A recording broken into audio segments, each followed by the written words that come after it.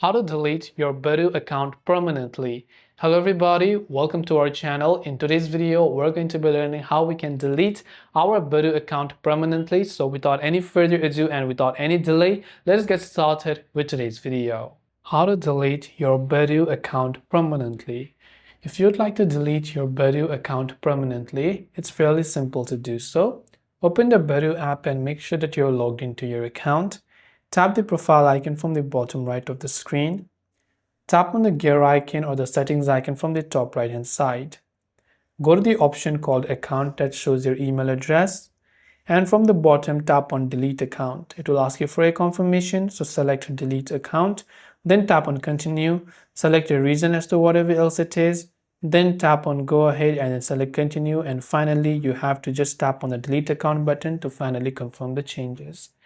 This way you can delete your Badoo account permanently. I hope the video helped you out. If you have got any further questions, do feel free to leave them down.